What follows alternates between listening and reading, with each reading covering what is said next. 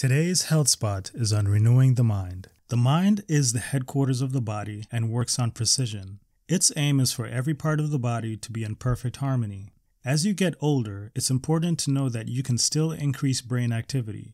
This is referred to as neuroplasticity. New pathways can be created, and it only takes 21 days to form. There's only one time when a pathway can be totally erased, and that's in the first 3 years of life. That's why training during the first 3 years is crucial, and believe it or not, it starts in the womb. Part of renewing the mind is forgiveness. Recent studies have shown that forgiveness does something incredible to the brain. When you forgive, oxytocin is released, and it affects emotional, cognitive, and social behavior. Oxytocin's impact on social and emotional responses contribute to relaxation, trust, and psychological stability. Forgiveness means freedom from fear, and it's the beginning of physical and mental healing.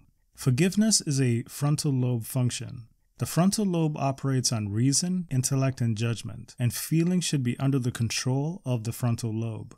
Barbara O'Neill states that your feelings are good, but they are not a good boss. The frontal lobe takes up 33 to 38% of the brain and is fully developed at the age of 30. In fact, Jesus' ministry began at the age of 30, so everything you learn from the womb until 30 become the guiding principles that will shape your life. Strengthen your muscle memory by reading and memorizing scripture. Learn a new language or an instrument.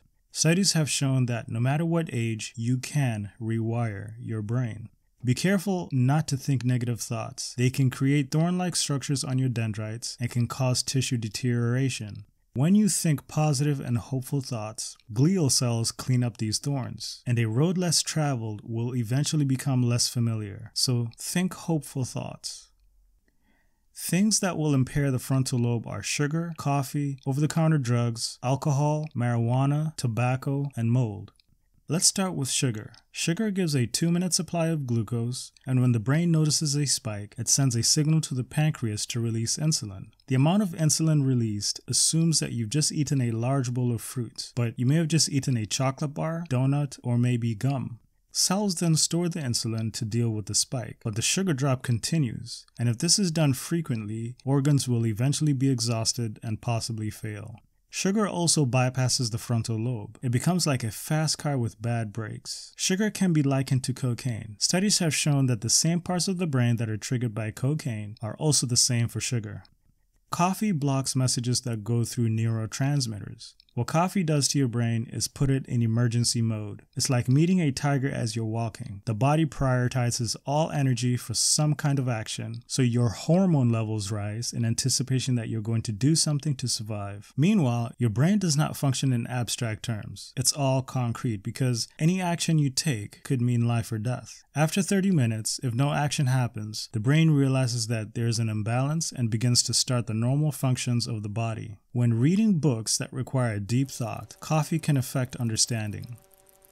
Other things that bypass the frontal lobe are mercury, which has been shown to affect many organs including the brain. Multiple sclerosis can be the result, and if you have amalgam fillings, they should be safely removed.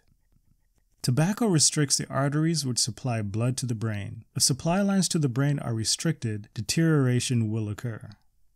Alcohol, marijuana, and over-the-counter drugs are neurotoxins, which means they kill brain cells, and once you lose them, they are gone. They also impair reason, intellect, and judgment. In 1921, the Japanese government discovered that stored rice formed mold and caused cardiac beriberi, which was debilitating and led to death. After the Rice Act, mold poisoning or cardiac beriberi was eliminated. Mold forms quickly on rice and is invisible to the eye. It can taste normal, but once the mold is in the system, its short-term effects are anxiety and memory loss. Continual mold poisoning can lead to serious physical and mental issues. Breathing mold can also cause similar problems. If you eat rice, eat it as soon as it's cooked. 4 hours after is acceptable, but under no circumstances should you eat it after 24 hours, even if it's refrigerated. Remember to keep your headquarters healthy. Using reason, intellect, and judgment is the best way to strengthen your frontal lobe, and remember, you can rewire your brain.